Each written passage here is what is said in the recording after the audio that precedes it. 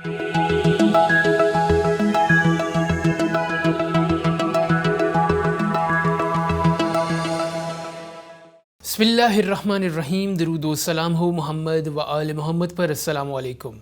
आप देख रहे हैं बेसत न्यूज़ नेटवर्क। मैं हूँ काज़िम मुज़फ़्फ़री। सबसे पहले आज की हेडलाइंस। जस्टिस उमर अता बंदयाल बाज़ाब्ता तौर पर मुल्क के अगले चीफ जस्टिस मुकर्रर। मगरिबी किनारे में सेहूनी फोर्सेस ने फायरिंग करके फ़लस्तीनी नौजवान को शहीद कर दिया।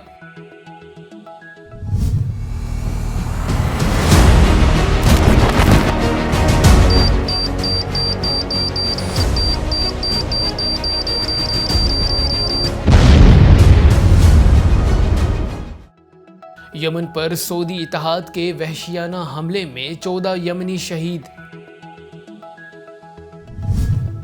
अफ्रीकी मुल्क सूडान में बगावत मुखालिफ मुजाहिरों में मुतअद्दिद अफराद जान बहक।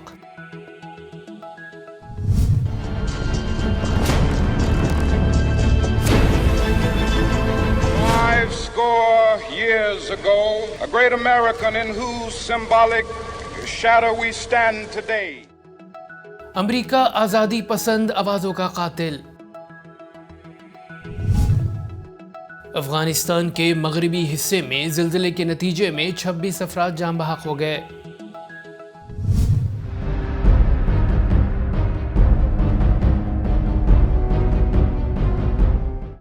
ईरान रियाज में सिफारत खाना खोलने पर रजामंद हो गया। अमेरिका में बर्फानी तूफान से निज़ामे ज़िंदगी दरहम बरहम, हंगामी हालत का निफास।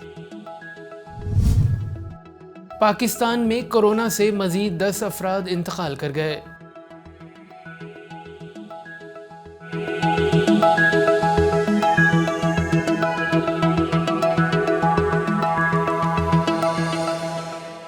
और अब खबरें तफसील के साथ। जस्टिस उमर अता बंदयाल बाज़ाब्ता तौर पर मुल्क के अगले चीफ जस्टिस मुकर्रर कर दिए गए। वज़ारत क़ानून व इंसाफ की जानिब से जारी करदा नोटिफिकेशन के मुताबिक जस्टिस उमर बंदयाल बतौर चीफ जस्टिस 2 फरवरी 2022 से जिम्मेदारियां संभालेंगे। इनका तकर्रुर 21 दिसंबर 2019 को अदालत उज़्मा में किया गया था। जस्टिस बंदयाल 16 सितंबर 2023 तक अपनी खिदमात अंजाम देंगे। ख्याल रहे कि हमारी अदलिया की तारीख कुछ अच्छी नहीं है। माजी पर नज़र दौड़ाएं तो हमारी अदालतों ने हमेशा ताकतवर अफराद को न सिर्फ तहफ़्फ़ुज़ फराहम किया है बल्कि इनकी तवक्कुआत से भी बढ़कर इन्हें अता किया। हमारी अदालती निज़ाम के इंसाफ का ये आलम है कि यहाँ गरीब आदमी को मरते दम तक इंसाफ नहीं मिलता, जबकि अमीर और ताकतवर आदमी सबूत होने के बावजूद सहूलियात से भरपूर शहाना जिंदगी बसर करता है, जिसकी वाज़ेह मिसाल शाहज़ेब कातिल केस में मुलव्विस शारिक जतोई है, जो हमारी अदालती निज़ाम पर एक बदनुमा दाग बन चुका है। अब देखना यह है कि नए चीफ जस्टिस अदलिया का वक़ार और इज्जत बहाल करने में कामयाब होते हैं या नहीं। मकबूजा मगरबी किनारे में सेहूनी फोर्सेस ने फायरिंग करके एक फ़लस्तीनी नौजवान को शहीद कर दिया। फ़लस्तीनियों पर इसराइली मज़ालिम का सिलसिला थम न सका। सेहूनी फोर्सेस ने फायरिंग करके फ़लस्तीनी नौजवान को शहीद कर दिया। वाक़या मगरबी किनारे के जुनूबी इलाके में एक चेक पॉइंट के करीब पेश आया। शहीद फ़लस्तीनी नौजवान की शिनाख्त फाले मूसा के नाम से हुई है। इसराइली हुक्काम ने दावा किया है कि शहीद फ़लस्तीनी हमलावर था जो चेक पोस्ट पर तैनात सिक्योरिटी एहलकार को चाकू मारने की नीयत से आया था। दूसरी जानिब मुज़ाहमती तंजीम हमास ने इसराइली फ़ौज की बुज़दिलाना कार्रवाई की शदीद मज़म्मत की है और फाले मूसा की हिम्मत और बहादुरी पर खराज तहसीन पेश किया है। फ़लस्तीनियों का कहना है कि आलमी बरादरी और इंसानी हकूक़ की तंजीमों ने इसराइली मुज़ालिम पर आंखें बंद की हुई हैं। ख्याल रहे कि काबिज़ सेहूनी फ़ौज फ़लस्तीनियों के ख़िलाफ़ मोहलिक हथियारों के इस्तेमाल और मावराए अदालत कत्ल पर आलमी बरादरी की जानिब से शदीद तनकीद की ज़द में हैं, लेकिन सेहूनी रियासत अपनी हठधर्मी पर कायम है और ऐसे कितने ही फ़लस्तीनियों को शहीद कर रही है जो इसराइल के लिए बराह रास्त ख़तरा भी नहीं थे। यमन पर सऊदी इत्तेहाद के वहशियाना हमलों में 14 यमनी शहीद जबकि दर्जनों ज़ख्मी हो गए।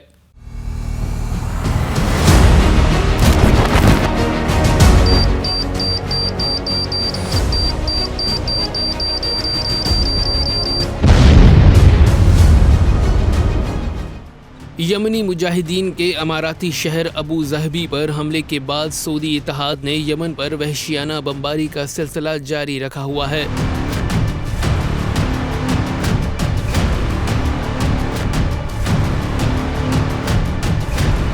صنعاء پر سعودی اتحاد کے جارحانہ حملوں میں 14 یمنی شہید اور 11 زخمی ہو گئے۔ جارح سعودی اتحاد نے گزشتہ 24 گھنٹوں کے دوران یمن کے مختلف علاقوں پر 50 سے زائد فضائی حملے کیے۔ واضح رہے کہ یمنی مجاہدین نے اس سے قبل متحدہ عرب امارات کے اسٹریٹجک شہر ابو ظہبی پر ڈرون سے حملہ کیا۔ اليوم على كل الدول التي لها علاقات اقتصادية بالإمارات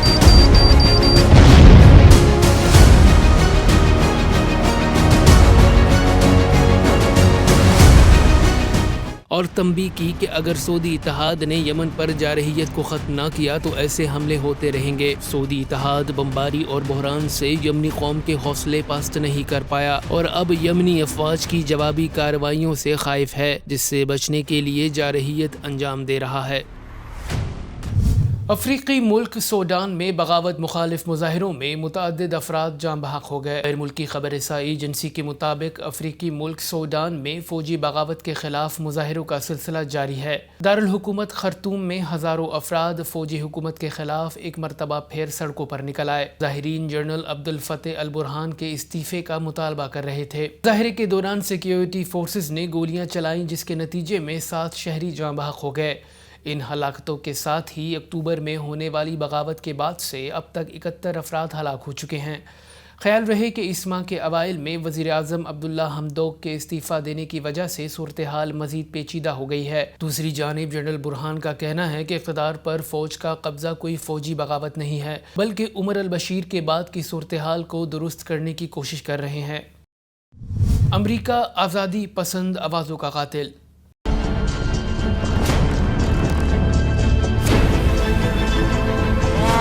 50 years ago, a great American in whose symbolic shadow we stand today signed the Emancipation Proclamation.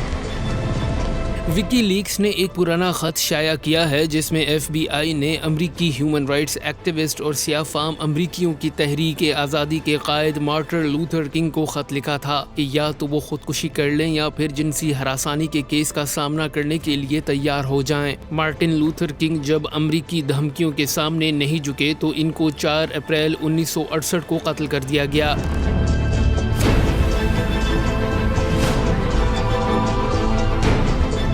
بعد ازاں اس خط کو شائع کرنے والے اور حقائق کا پردہ فاش کرنے والے سب سے بڑے نام جولین اسانج کو بھی اسی طرح کے حالات کا سامنا ہے، جو جنسی ہراسانی کے کیس کا سامنا کر رہے ہیں، اور امریکہ ان کے قتل کے بھی در پہ ہے کیونکہ انہوں نے امریکی جنگی جرائم پر مبنی دستاویزات کو شائع کیا ہے۔ واضح رہے کہ عالمی دہشت گرد امریکہ دنیا کی تمام آزادی پسند اور حقوق بشر کی تحریکوں کا سب سے بڑا مخالف اور انسانیت کی مددگار آوازوں کو دبانے والا سب سے بڑا مجرم ہے۔ مارٹن لوتھر کنگ اور جولین اسانج کے ساتھ دہشت گردی اس کا منہ بولتا ثبوت ہے۔ افغانستان کے مغربی حصے میں زلزلے کے جھٹکے محسوس کیے گئے، جس کے نتیجے میں 26 افراد جاں بحق ہو گئے ہیں۔ بین الاقوامی میڈیا کے مطابق مغربی افغانستان کے صوبے بدغیس میں زلزلے کے نتیجے میں گھروں کی چھتیں گرنے کے سبب 26 افراد جاں بحق ہو گئے ہیں۔ امریکی جیولوجیکل سروے کے مطابق زلزلے کی شدت 5.3 ریکارڈ کی گئی۔ جاں بحق ہونے والے افراد میں 5 خواتین اور 4 بچے بھی شامل ہیں۔ بدغیس کے ضلع موقر میں بھی زلزلے کی اطلاع ہے، تاہم ہلاکتوں کے حوالے سے اب تک کوئی اطلاع موصول نہیں ہوئی ہے۔ خیال رہے کہ 3 دن پہلے افغانستان میں ہندوکش کے علاقے میں بھی زلزلہ آیا تھا، جس کے جھٹکے جموں کشمیر تک محسوس کیے گئے تھے، تاہم کوئی جانی و مالی نقصان کی اطلاع نہیں آئی۔ ایرانی وزارت خارجہ کے سفیر سعید خطیب زادے نے کہا ہے کہ تہران ریاض میں اپنا سفارت خانہ دوبارہ کھولنے کے لیے تیار ہے۔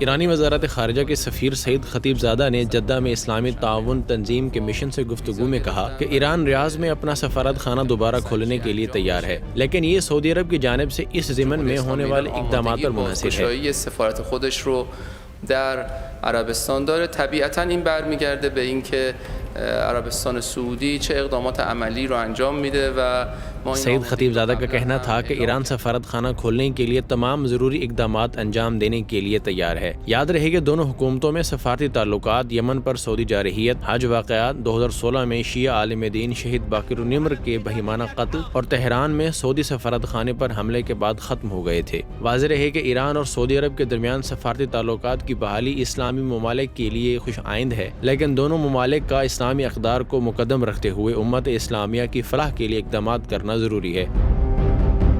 امریکہ میں برفانی طوفان سے نظام زندگی درہم برہم ہو گیا۔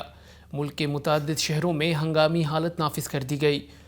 عالمی میڈیا کے مطابق دارالحکومت واشنگٹن، ریاست جارجیا، پینسلوینیا، ورجینیا، جنوبی کیرولینا سمیت متعدد ریاستوں میں ہنگامی حالت نافذ کر دی گئی ہے۔ طوفان کے باعث 4200 سے زائد پروازیں منسوخ اور تعطل کا شکار ہو گئیں، جبکہ جارجیا سے نیو یارک تک 1,80,000 سے زائد افراد کو بجلی کی فراہمی منقطع ہو گئی۔ دوسری جانب اٹلانٹا میں 4 سالوں بعد پہلی برف باری ریکارڈ کی گئی ہے۔ حکام کے مطابق ایمرجنسی کے ادارے کسی بھی ہنگامی صورتحال سے نمٹنے کے لیے تیار ہیں، جبکہ مرکزی شاہراہوں سے برف ہٹانے کا سلسلہ جاری ہے۔ پاکستان میں کرونا سے مزید 10 افراد انتقال کر گئے۔ NCOC کے مطابق گزشتہ روز 53,000 سے زائد ٹیسٹ کیے گئے، جن میں سے 5,034 مریضوں کے ٹیسٹ مثبت آئے۔ گزشتہ روز اس وبا نے مزید 10 افراد کی زندگیوں کو نگل لیا۔ NCOC کے مطابق ملک میں اس وقت 800 سے زیادہ افراد کی حالت تشویشناک ہے۔ واضح رہے کہ پاکستان میں کورونا کی 5ویں لہر تیزی سے پھیل رہی ہے اور سب سے زیادہ مثبت کیسز کی شرح کراچی میں 38.79% ہے۔ کراچی میں گزشتہ روز 7,099 ٹیسٹ کیے گئے، جن میں سے 2,754 افراد میں کورونا کی تصدیق ہوئی۔ سندھ کے دوسرے بڑے شہر حیدرآباد میں بھی کورونا کی شرح 14% تک پہنچ گئی ہے، جبکہ لاہور میں کورونا کیسز کی شرح 12.87% اور گجرانوالہ میں 15% تک پہنچ گئی۔ کراچی سمیت ملک بھر میں 16 سال سے کم عمر بچے بھی کورونا سے متاثر ہونا شروع ہو گئے۔ اب تک کے لیے اتنا ہی۔ مزید خبروں اور اپڈیٹس کے لیے دیکھتے رہیے بے ست نیوز نیٹ ورک۔ اپنا خیال رکھیے گا۔ اللہ حافظ۔